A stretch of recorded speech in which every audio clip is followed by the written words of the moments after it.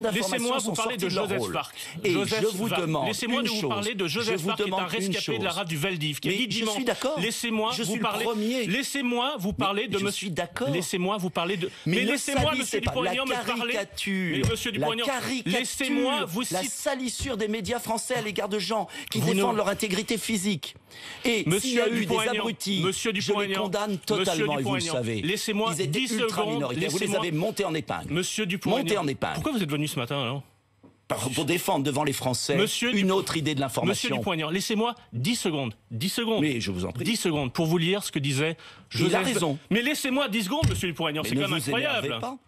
Ne vous énervez pas, vous avez tellement l'habitude de voir toujours la même pensée que vous semblez surpris que quelqu'un pense différemment.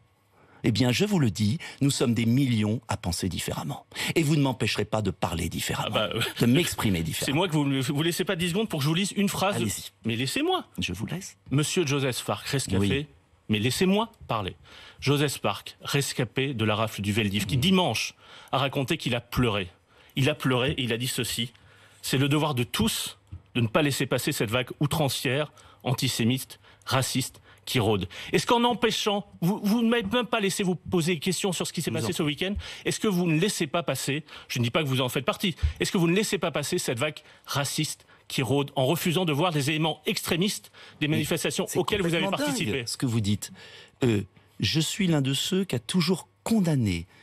Je déteste le racisme. Je déteste l'antisémitisme. Donc, est-ce que vous condamnez tous ceux qui, dans les manifestations, ont tenu des propos antisémites? Il n'y avait aucun propos antisémite. Est-ce que vous avez vu des étoiles jaunes? Les étoiles jaunes étaient de l'exagération ridicule, scandaleuse, sur la mesure discriminatoire du gouvernement qui classait les Français. Porter une étoile jaune dans une manifestation samedi, ça n'est pas antisémite? C'est scandaleux, mais c'est rien d'antisémite, c'était pas antisémite. C'est pas antisémite de porter une étoile jaune en faisant référence à un passe nazitaire? C'était nier le martyr de la Shoah. Et ça m'a révolté. C'est du négationnisme. Ça m'a révolté. C'est du négationnisme antisémite. On est d'accord. Il reste que la manière dont a été exagérée, salie des millions de Français qui refusent une mesure discriminatoire sans précédent depuis la fin de la guerre est inacceptable. Et il n'y a pas d'un côté les vaccinés, les non-vaccinés. Il n'y a pas un pass pour aller au restaurant. Il n'y a pas un pass. Des gens vont perdre leur boulot.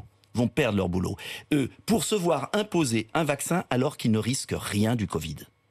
Moi, je garde ma ligne.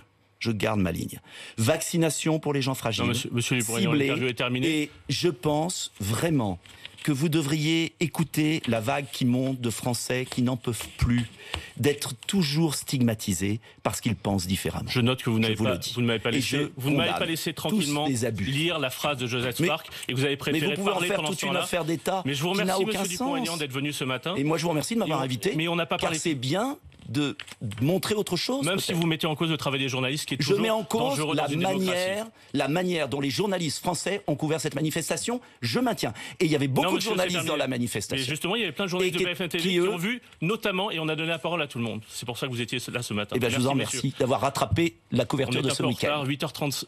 Non, pas du tout. On fait juste notre métier. Moi, je suis franc. Mais moi aussi, monsieur. Et bien alors, nous sommes francs, nous avons un dialogue franc. Voilà. Et c'est tant mieux pour la démocratie. Voilà, c'est ça. Et voilà, au moins on est d'accord là-dessus. Mais bien sûr qu'on est d'accord. Il est 8h55. C'est un progrès. Ben non, c'est pas un progrès, c'est toujours comme ça.